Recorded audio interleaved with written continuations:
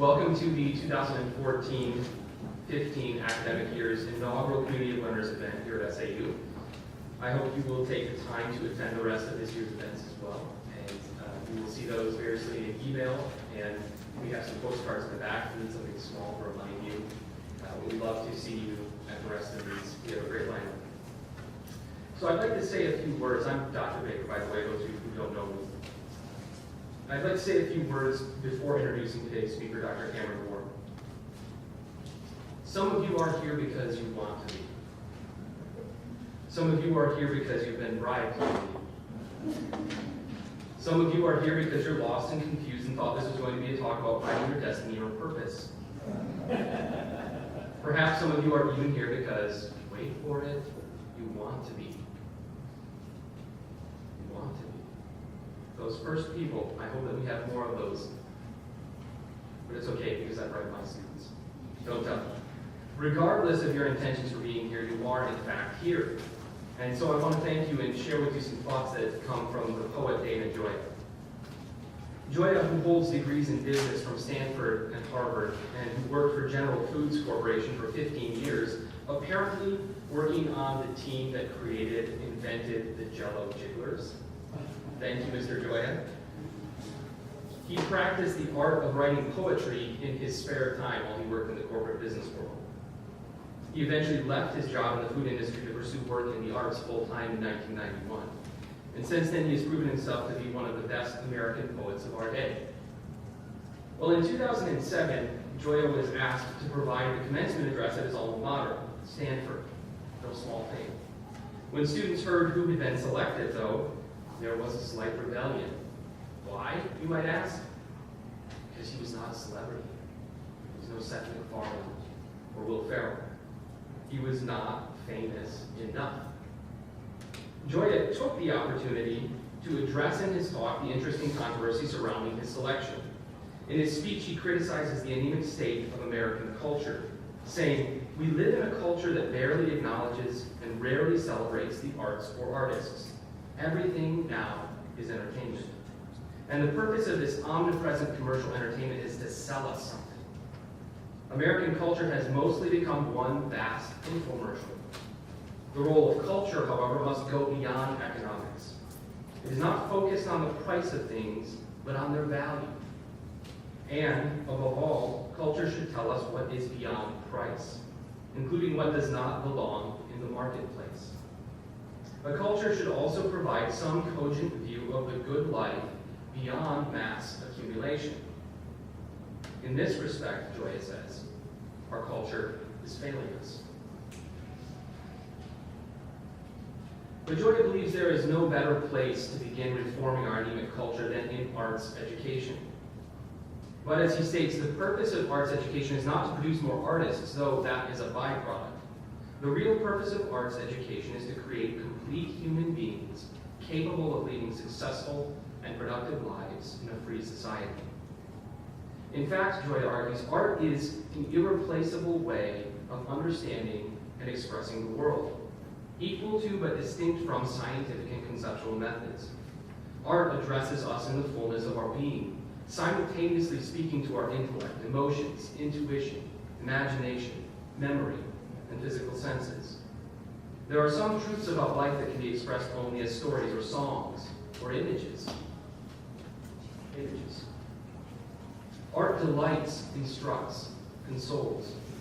It educates our emotions, and it remembers. As Robert Frost once said about poetry, it is a way of remembering that which it would impoverish us to forget. Art awakens, enlarges, refines, and restores our humanity. You don't outgrow art. The same work can mean something different at each stage of your life. A good book changes as you change. It's appropriate then today that we have with us a new member of our Spring Arbor University community, who is actually an oldish member of our community, and who will be speaking to us about G.K. Chesterton on the failure and value of art. Chesterton was himself an artist who challenged the rituals of cheap consumption, and in so doing has made a good deal of people funnier, happier, and wiser. Dr. Cameron Moore is an assistant professor of English here at Spring Arbor University. He completed his BA in English here. Yes, that's right, Spring Arbor University. In 2007, and earned his PhD in English from Baylor University last May. His dissertation, Imagining the Present, Perception, Form, and Beauty in the Novels of G.K. Chesterton, considers the importance of beauty in Chesterton's fiction. He's published on a wide range of authors, including Chesterton, Cormac McCarthy, Thomas Mallory, Barry Unsworth, and Bernard McClafferty. Did I get that right? His wife, Wendy, is also a Spring Arbor alum, and they have 2 children, Evelyn and Isaac. So please join me in welcoming Dr. Cameron Moore as he shares his talk on this thing.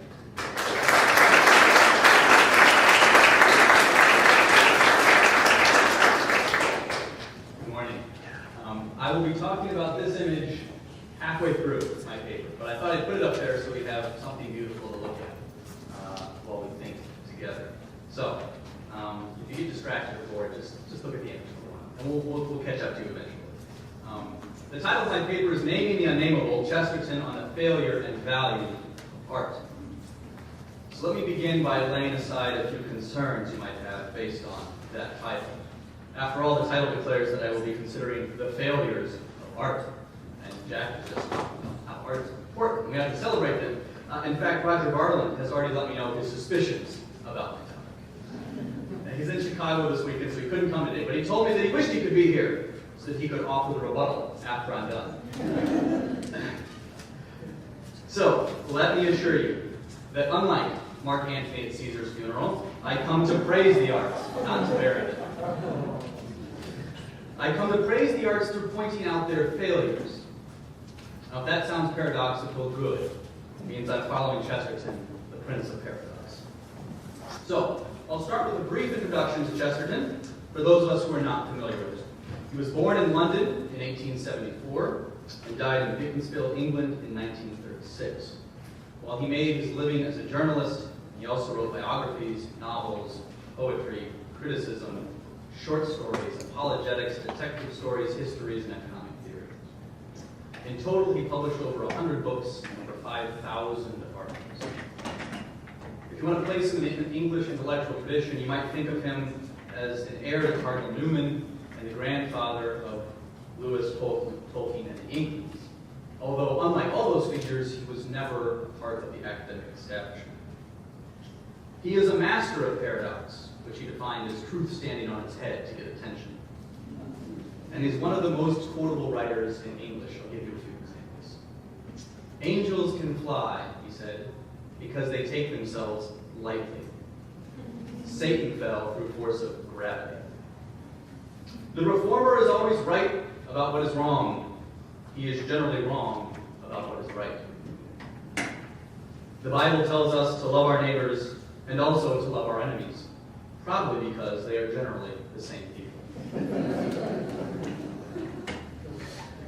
And the Christian ideal has not been tried and found wanting. It has been found difficult and left untried. Now, if all that sounds intriguing to you, and you think, hey, he's pretty good, I want to know more, then I invite you to come to the first meeting of the newly established Spring Arbor Chesterton Society, which will be meeting October 14th at 7 p.m. in the Willow Room, just behind us. October 14th, 7 p.m., the Chesterton Society. Come, we'll read some Chesterton, we'll laugh, we'll talk. It will be enjoyable, I promise. There will be posters about that coming soon, but you all get the first announcement. Second thing that you have to put on your calendars to come to is October 22nd. Chuck Schallberg, a Chesterton impersonator, will come and will do a one-man show as Chesterton.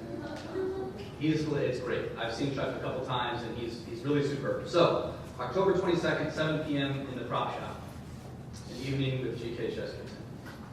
Admission is free, but tickets will be required because there's limited space. Information on how to get those tickets will be on the posters when they go up, hopefully the next week or two. So, keep your eyes out for that. October 14th, the New Chesterton Society, and then October 22nd, an evening with G.K. Chesterton.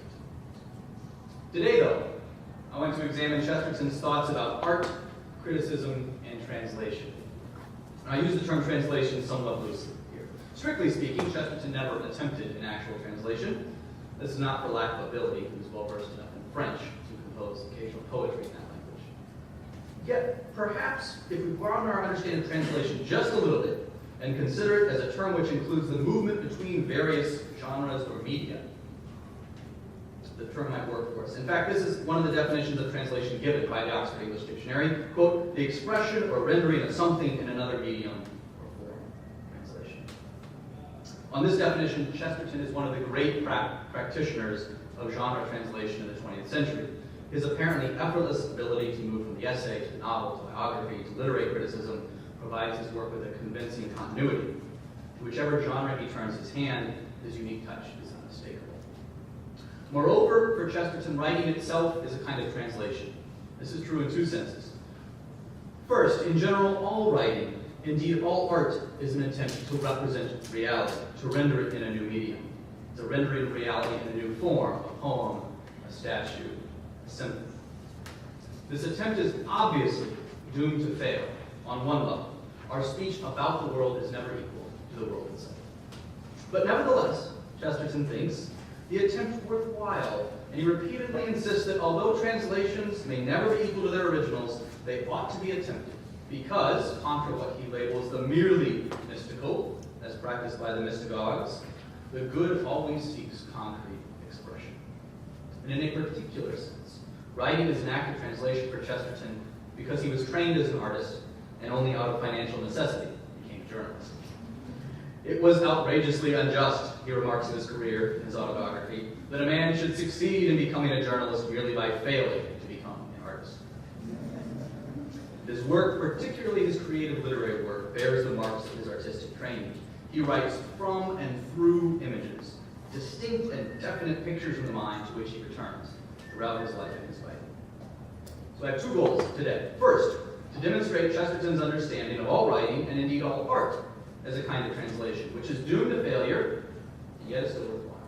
And second, to point out the particular relevance of that fact to Chesterton's own writing through consideration of the central recurring image in his fiction, the image of a sailor landing on an unknown island only to discover that he has found England. Chesterton incorporates this image in a number of different works, including Orthodoxy, Man Alive, and The Ball of Cross. I will consider what is similar and different about each iteration of the idea in order to demonstrate the value of multiple attempts to portray the same image, the same idea, and the particular inflections of that image which each genre and instance offers. Chesterton argues that all writing is an act of translation because all art is an attempt to represent the world as it is. He reflects at length on this peculiar conviction which distinguished him so definitively from the other mystics with whom he was grouped as a young man. In an essay titled Wonder and the Wooden Post, Chesterton recounts knocking his head against a post in the dark, and the startling realization this experience produces. Using this accident, he explains his, quote, power of seeing things, playing things, and landscapes in a kind of sunlight of surprise, as the power of poetically running one's head against a post. When, as a young poet, he was introduced to his fellow mystics, who were likewise concerned with the wonder of the wooden post, he discovered a fundamental difference. When the modern mystic said, quote, that a post was wonderful, they meant they could make something wonderful out of it by thinking about it. Dream there is no truth, said Mr. Yeats, but in your own heart. The modern mystic looked for the post not outside the garden, but inside, in the mirror of his mind.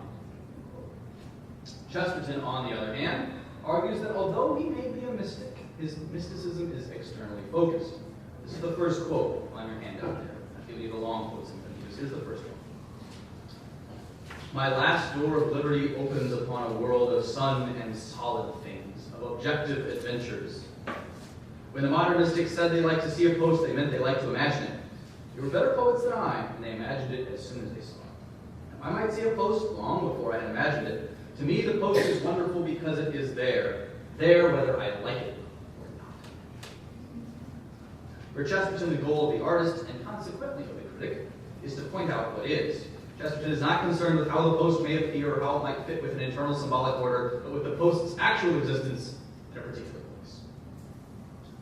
Yet although art is directed toward pointing out the existence of the wooden post, Chesterton notes that such representation always falls short of its original. In his essay, The Mystagogue, Chesterton reflects on ekpraxis and art criticism as translations which necessarily fall short of their originals and yet are still valuable, despite their shortcomings. He argues that all art occurs under the sign of failure. All human responses to the graces of the creation and the incarnation are necessarily incomplete. Quote, "It is obvious that an attractive landscape or a living face can only express half of the holy cunning that has made them what they are. It is equally obvious that a landscape painter expresses only half of the landscape, a portrait painter only half of the person. They are lucky if they express so much. And again, it is yet more obvious that any literary description of the pictures can only express half of them, and that the less important half." Chesterton recognizes the limits of language and the dangers of positing pure language. At the root of rationalism and the whole modern evil, he says, lies the assumption of the perfection of language. Language regarded as a purely practical and utilitarian exercise. Language is certainly not this sort of thing, he argues. Quote, "For the truth is that language is not a scientific thing at all, but wholly an artistic thing, a thing invented by hunters and killers and such artists long before science was dreamed of. The truth is simply that the tongue is not a reliable instrument. The tongue is most truly an unruly member, as the wise saint has called it, a thing poetic and dangerous, like music and fire." Despite this fact, despite the imperfection of language, these human translations of the ineffable are still worthwhile, according to Chesterton. Quote, "Still the literary description does express something. The thread is not broken that connects God with nature, or nature with men, or men with critics." Quote, "There is in all good things a perpetual desire for expression and concrete embodiment. And though the attempt to embody it is always inadequate, the attempt is always made. If the idea does not seek to be the word, the chances are that it is an evil idea. If the word is not made flesh, it is a bad word." In contrast to the mystagogues who laud the unnamable as such, Chesterton claims that, quote, "the trend of good is always toward incarnation." Now, this is obviously a theological confession as well as an artistic principle. In fact, the artistic principle derives from the theological truth. All human speech falls short of God. We can never fully name the divine. Yet this failure does not render the attempt invalid. Quite the opposite. Even though our attempts to describe God must fail of fully naming him, it is worse to attempt no naming at all. Chesterton acknowledges that, quote, "Giotto or Fra Angelico would have at once admitted theologically that God was too good to be painted. But they would always try to paint him. And they felt very rightly that representing him as a rather quaint old man with a gold crown and a white beard, like a king of the elves, was less profane than resisting the sacred impulse to express him in some way." Put in theological terms, Chesterton is here arguing for an analogical understanding of the relationship between the created and the divine, rather than either equivocal or univocal understandings. This analogical vision properly considers the similarity between the created and the divine, while also recognizing that such comparison always names an ever greater difference. Alison Milbank notes that this means for Chesterton that the created nature of the world renders it both related to God as its origin, yet separated from its creator by its contingency. The being of everything stands in analogical relation to be itself. One practical result of the universe's divine analog is to locate the foundation for theological reflection in the sensible world. If all that is participates analogically in the divine, then even the stuff of everyday life points toward that participation. Although the ascent of the soul may end in the beatific vision, it begins with the material data of experience. This fact lies at the heart of Chesterton's own preference for beginning his arguments from the most common objects: a piece of chalk, his hat, the chair in the corner. This analogical understanding also highlights the ways in which the created order is closely connected to the divine. In his 1905 book, Heretics, Chesterton claims that the spiritual is inextricably linked to the whole of human life. Quote, "Take away the Nicene Creed and similar things, and you do some strange wrong to the sellers of sausages. Take away the strange beauty of the saints, and what has remained to us is the far stranger ugliness of Wandsworth, which was a suburb in London. Take away the supernatural, and what remains is the unnatural." This is a theologically loaded statement. Chesterton recognizes that through the creation and the incarnation, the supernatural both undergirds all of human existence and provides the natural order with an end beyond itself. This claim about the supernatural and the unnatural means that the universe is bursting at the seams with the divine. Humdrum objects such as lampposts, pillar boxes, and coattails can sweep the unsuspecting viewer up in the blink of an eye to an ecstatic experience of transcendence. And Chesterton's heroes are constantly caught up in these bursts of illumination. Yet all of these transcendent experiences do not fully name or exhaust the divine. There always remains more than we can say. To use Lewis's terms, we can always go further up and further in. So, a practical thing. Chesterton puts these basic assumptions about the simultaneous failure and value of art into practice in his study of Victorian painter G.F. Watts. Watts is famous for his portraits, but also for these vast allegorical paintings. And you have one here. In his commentary on Watts' painting Hope, the title of this painting is Hope. Chesterton provides a description of the painting which he notes falls short of the painting itself, just as both the painting and its title fall short of the real thing, and yet all three are still eminently worthwhile. Suppose, Chesterton argues, that a spectator came before Watts' painting without knowing anything about it. His first thought, he says, was that the title would be Despair, if you look at this. And if he learned that it was titled Hope, his second thought would be that the artist was crazy, was mad. What are you doing naming this painting Hope? But he says if he stayed long enough and looked at it long enough, he would begin to have other thoughts. You can't quite see very well, but the figure, which you can see, is resting on a lyre, and all the strings of the lyre are snapped except for one. And the whole head is resting on that one string, blindfolded and chained to the lyre, so you can see the chain in the back of his head to the lyre. Chesterton says this about the painting. This is the second quote. Suppose that our spectator found himself in the presence of a dim canvas with a bowed and stricken and secretive figure cowering over a broken lyre in the toilet. He would see something for which there is neither speech nor language, which has been too vast for any eye to see and too secret for any religion to utter. Standing before that picture, he finds himself in the presence of a great truth. He perceives that there is something in man which is always apparently on the verge of disappearing, but never disappears. An assurance which is always apparently saying farewell, and yet illimitably lingers. A string which is always stretched to snapping, and yet never snaps. He perceives that the queerest, the most delicate thing in us, the most fragile and most fantastic, is in truth the backbone and indestructible. He knows a great moral fact. There never was an age of faith. Faith is always at a disadvantage. It is perpetually a defeated thing which survives all its conquerors. The desperate modern talk about dark days and reeling altars and the end of gods and angels is the oldest talk in the world. This is the thing that never deserts men, and yet always, with daring diplomacy, threatens to desert them. Now that is a wonderful, interesting description. Yet, it falls short of the painting. Just as the painting itself and its title, Hope, do not fully capture the reality toward which they point. Chesterton explains, quote, "Two men felt a swift, violent, and visible thing in the world. One said the word hope, and the other painted a picture in blue and green paint. The picture is inadequate, the word hope is inadequate, but between them, like two angles in the calculation of a distance, they almost locate a mystery.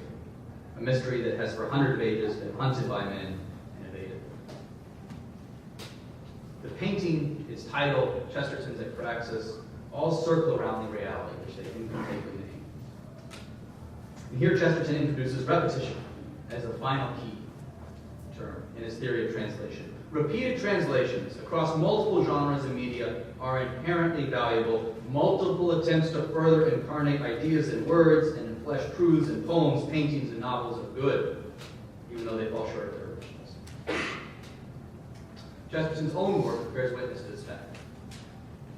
He repeatedly returns to particular images and ideas in various genres.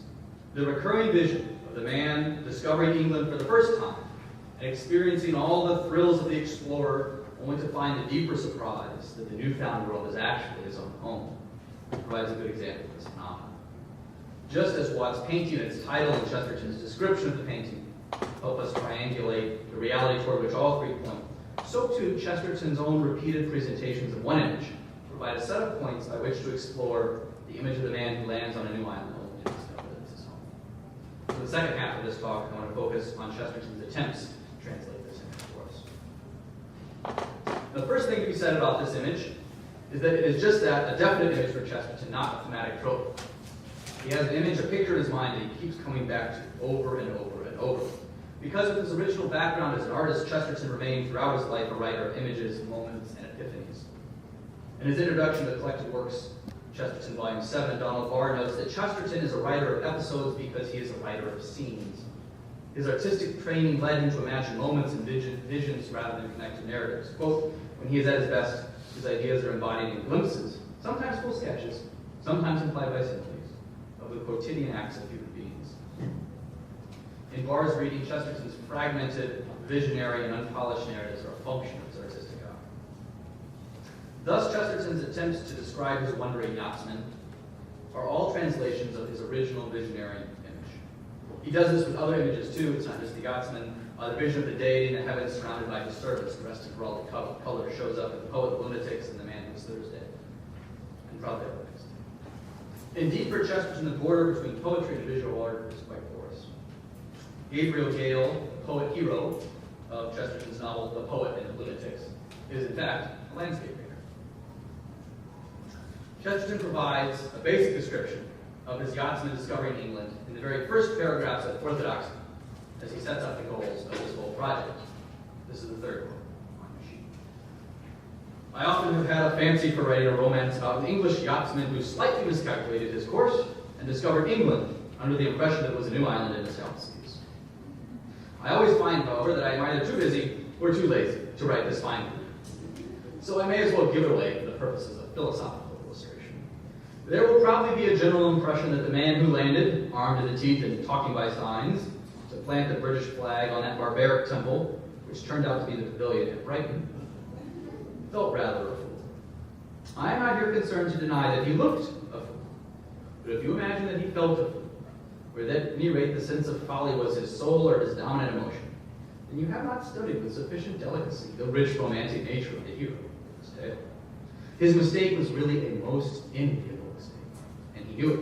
He was the man to take it for. What could be more delightful than to have in the same few minutes all the fascinating terrors of going abroad, combined with all the humane security of coming home again? Being at once astonished and at home is fundamental to Chesterton's whole project of making us wonder at our daily lives.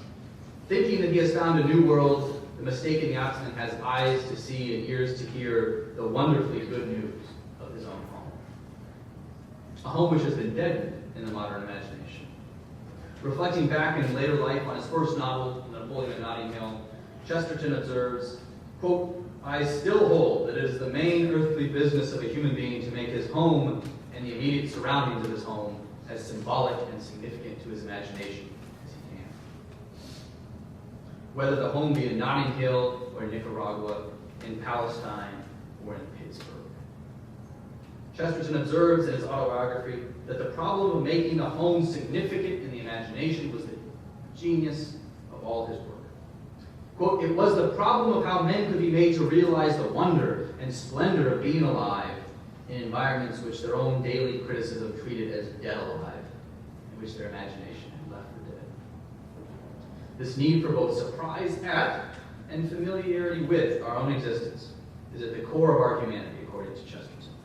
How can this queer cosmic town, he wonders, with its many-legged citizens, with its monstrous and ancient lamps, how can this world give us at once the fascination of a strange town and the comfort and honor of being our town?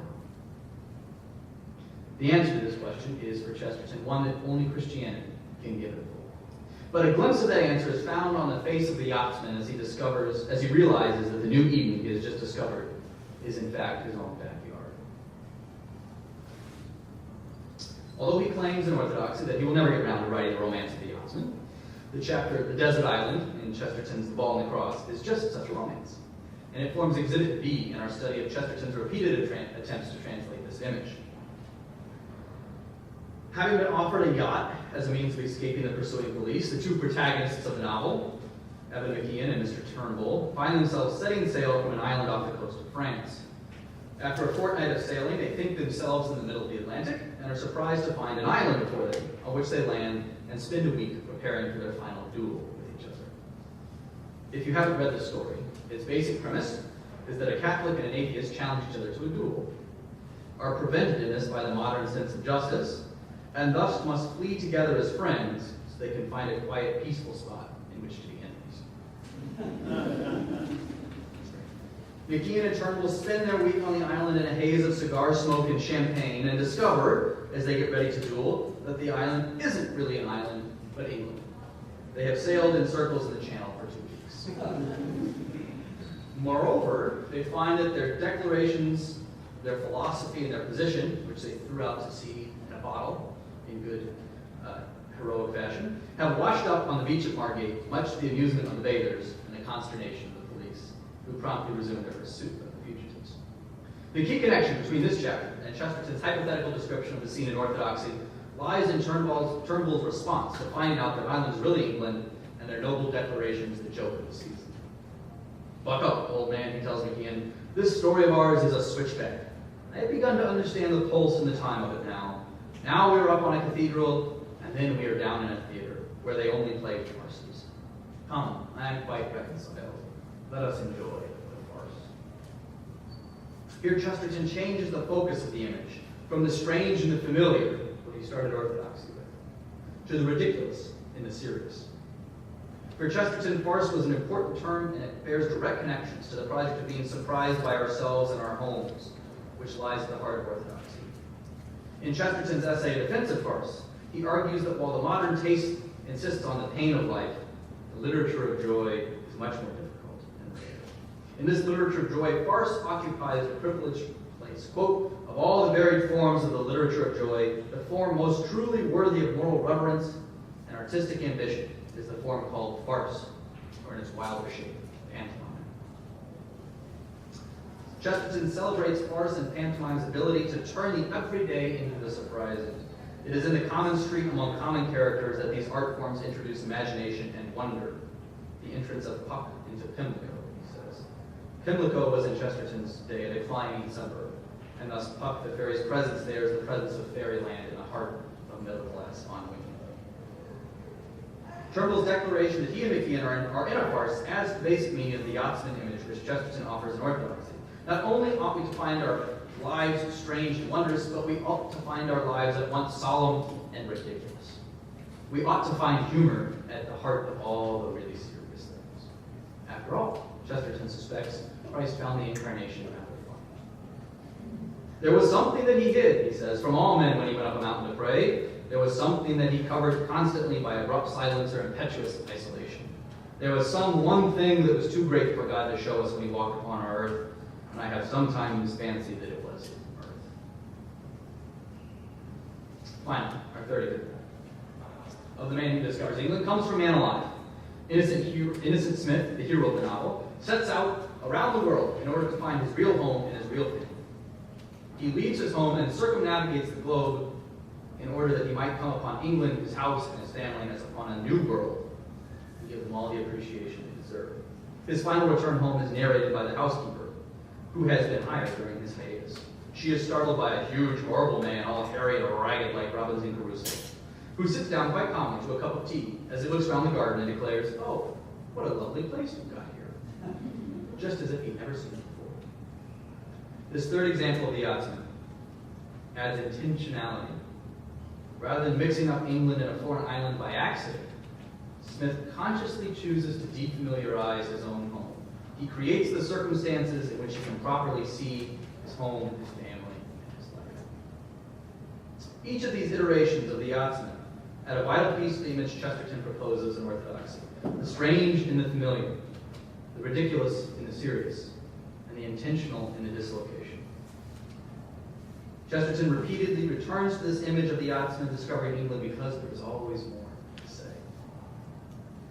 His translation of this image into narrative and essay always falls short and is yet still valuable. Each instance of the image provides a set of triangulating points by which we can draw closer to, without ever fully capturing, the reality towards which the image itself points.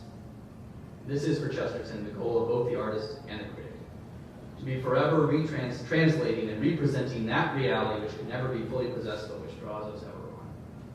In the end, this is the real work of the poet and also the critic, to translate and comment and create and critique in faithful service to the goodness and beauty of creation. The true poet, Chesterton says in his biography of Chaucer, is, quote, ultimately dedicated to beauty. This is the final quote on your sheet. A beauty not synonymous with taste or theory, but which partakes in the glimpse that was given of the world when God saw that it was good. So long as the artist gives us glimpses of that, it matters nothing that they are fragmentary or even trivial. These things belong to the same world of wonder as the primary wonder at the existence of the world. There is something much more mystical and absolute than any modern thing called optimism, for it is only rarely that we realize, like a vision of the heavens filled with a chorus of giants, the primeval duty of praise. In this way, our art and our criticism become a means of our translation. Translation in the older and spiritual sense of the term. Translation as our journey ever deeper into the divine mystery. Thank you.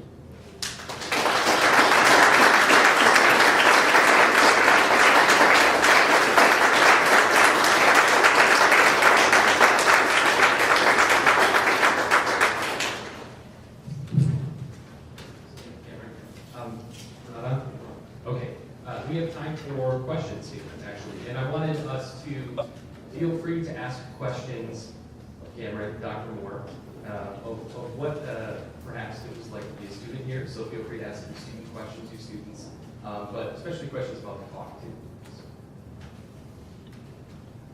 Some of the great ideas.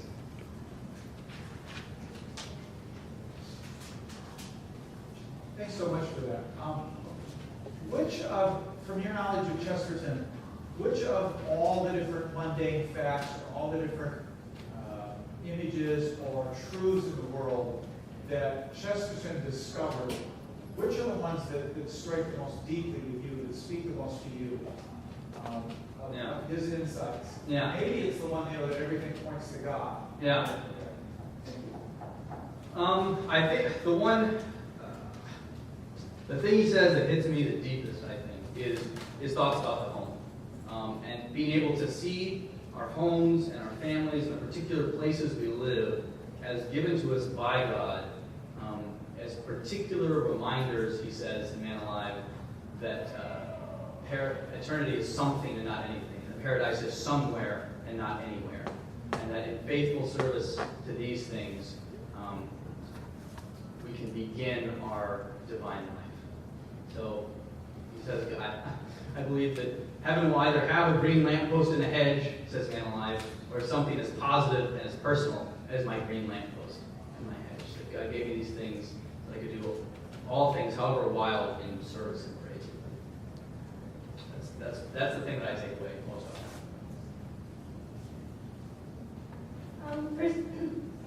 First, the illustration of the yachtsman going back to England reminds me of a quote from T.S. Eliot. Men will never cease from exploration until they return to the place from which they began and discover it again for the first time. The second thing is I've never read Chesterton, so I was wondering what you would recommend to learn about it. Good, yeah. I've thought of that Eliot quote before, and numerous people have. For Chesterton, I think that the discovery is more, they're headed in the same direction. His is more physical, actually going out and physically doing things to dislocate yourself and make yourself see where you live in new ways. Eliot is more internal and mental, I think, that he means, but they're headed the same way. Where to start with Chesterton? There's so much. If you like novels, I would start with either The Ball and the Cross or Man Alive. Start anywhere. The Man Who Was Thursday is the best known, but it's also really crazy. It's hard to figure. It's great, but you end it and you scratch your head and wonder what you just read. You loved it, but you have no idea what it was. But The Ball and the Cross is good, or Man Alive, both. If you like essays or you want something like that, any of his collections of essays, Heretics is a good place to start, as is The Defendant. Orthodoxy is good, but it's dense, especially the first part. I only managed to get past the first 3 chapters on my 3rd or 4th reading of it. So if you really want to challenge, start there. But I would start with maybe some essays. His biographies of St. Thomas Aquinas and St. Francis are really good too. That's good.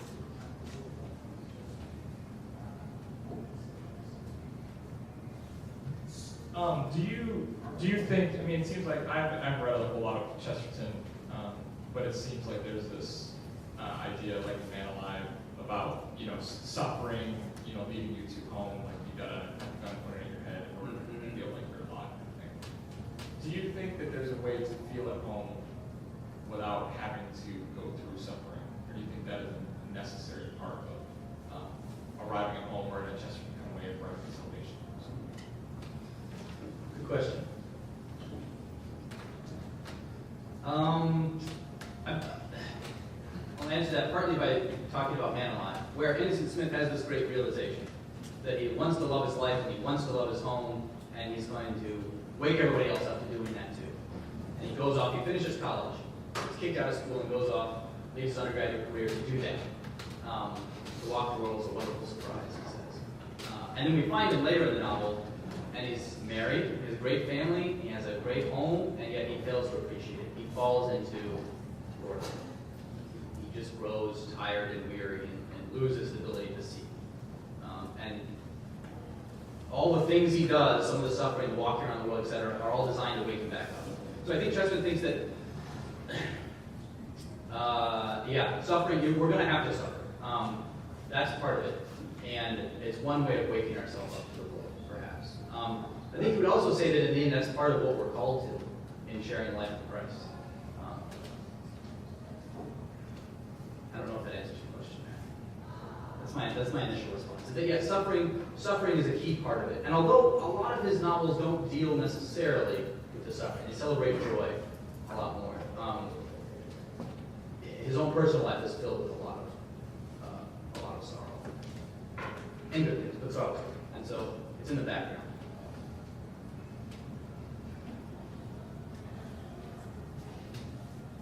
I noticed that what you said had very strong parallels to the verse about seeing in a glass darkly, like not fully, but understanding a little bit. Yeah. Like every time we read the Bible, we see something new about God, but it never tells us exactly who He is until we get to heaven. Good. Yeah. There's always. Yeah. And he has that sense throughout. They're always having, because his characters always have these illuminations, these epiphanies. Well, it's like, wow, there it is. I see it, and that generates all their action. They go off and do crazy things. They lead revolutions, and they have duels, and they do all kinds of things based on those original visions. But those never exhaust. They never exhaust. Like Scripture, we can always be finding more. I think it's Jerome who says Scripture is such that an elephant can swim in it and a mouse can wade in it. There's always more there, wherever we're at. But yes, I think you would agree very clearly with seeing that here, definitely. And sometimes better. Other questions?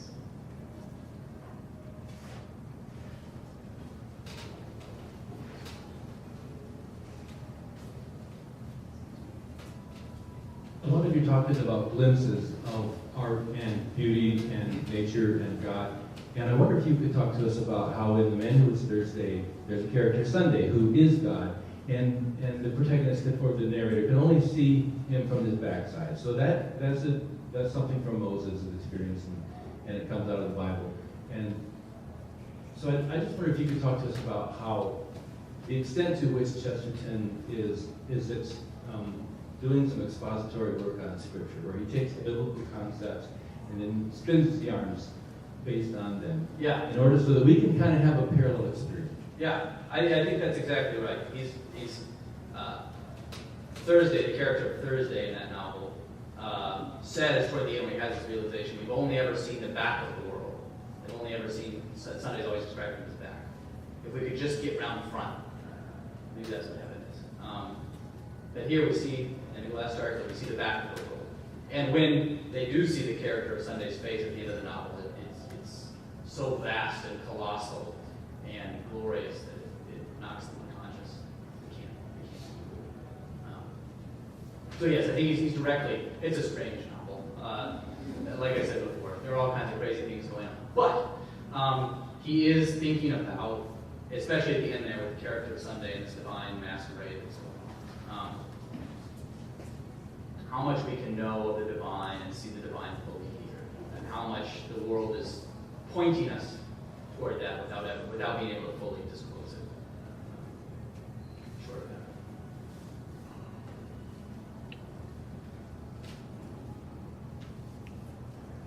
Let's go. Well, Cameron, I would ask this final thing then. Can you impart some words upon our students here as a former Spring Arbor University student?